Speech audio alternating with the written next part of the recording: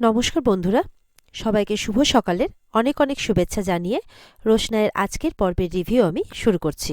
শুরুতে আমরা দেখতে পাচ্ছি যে রুদ্রপ্রতাপজিকে তো বলা হচ্ছে যে ক্ষমা চাইতে, হয় 10 কোটি টাকার মানহানির মামলা আর না হলে ক্যামেরার সামনে ক্ষমা চাওয়া, এই দুটোর মধ্যে যে কোনো একটা রাস্তা ওনাকে বেছে নিতে হবে, এই বলে সবাই ওখান থেকে চলে যায়।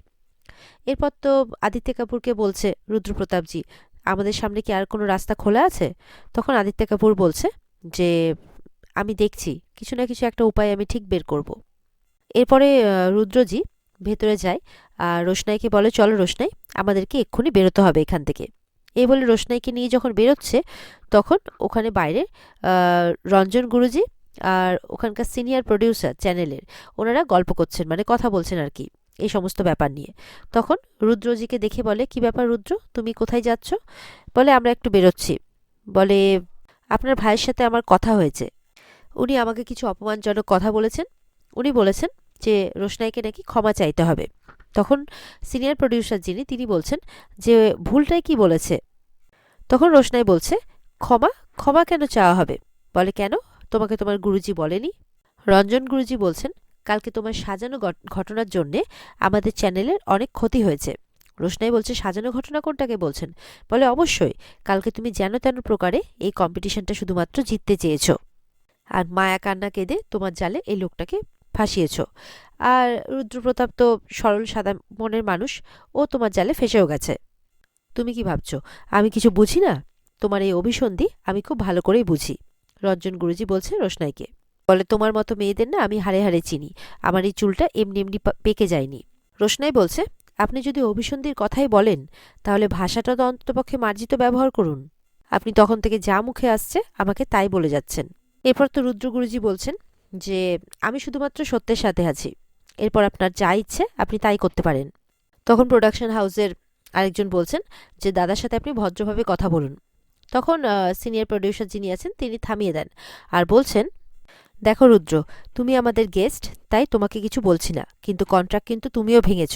আমরা চাইলেই কিন্তু আইনি পদক্ষেপ নিতে পারি, আর যেটা করতে আমার কিন্তু অল্প কিছুক্ষণ সময় লাগবে। দেখতে চাও?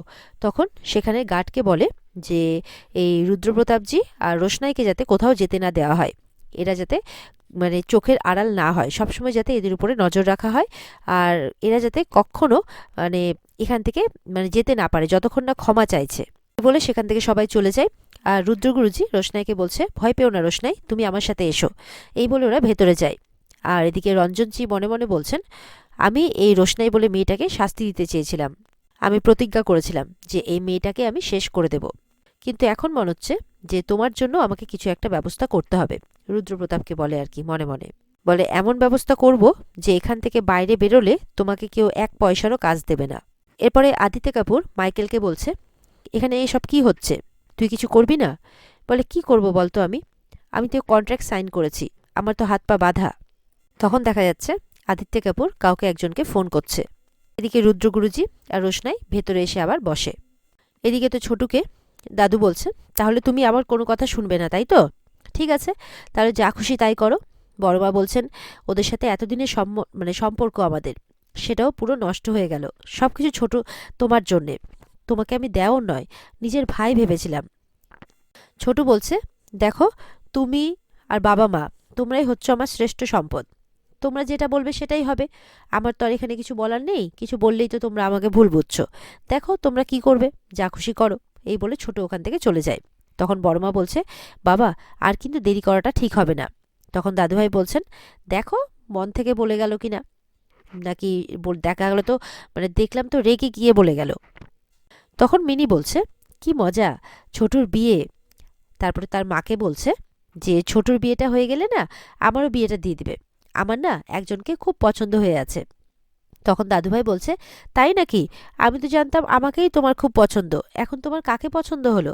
বলে, ধ্যাত, সেটা নয়, আমার আছে একজনকে পছন্দ হয়ে আছে। বড় মা বলছে, অন্য কেউ? কে?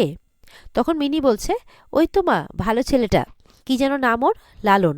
যেই লালনের নাম মুখে এনেছে অমনি বড়মা মুখটা চেপে ধরেছে, বলে, খবরদার, আর কোনোদিনও যদি এই নামটা মুখে এনেছো একদম শেষ করে দেব।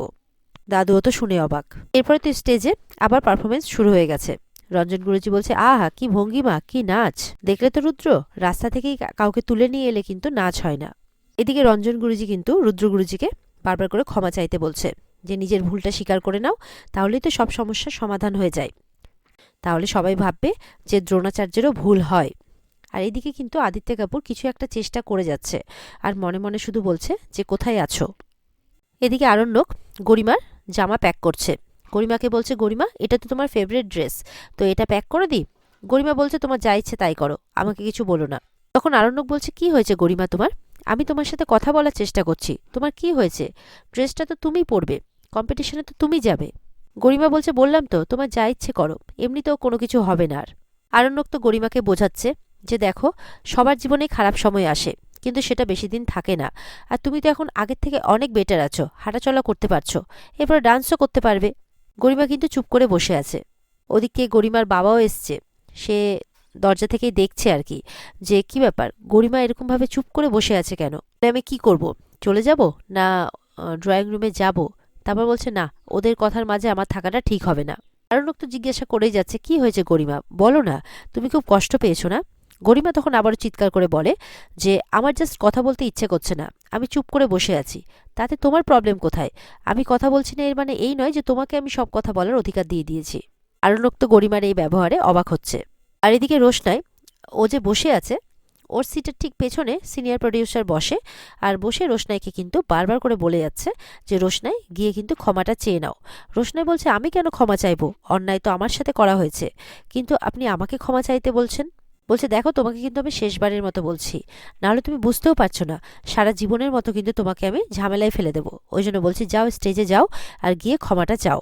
বলছে, দেখো সেদিন তোমার পাশে কতজন ছিল, রুদ্রপ্রতাপ ছিল, আদিত্য কাপুর ছিল, কিন্তু আজকে কিন্তু তোমার পাশে কেউ নেই।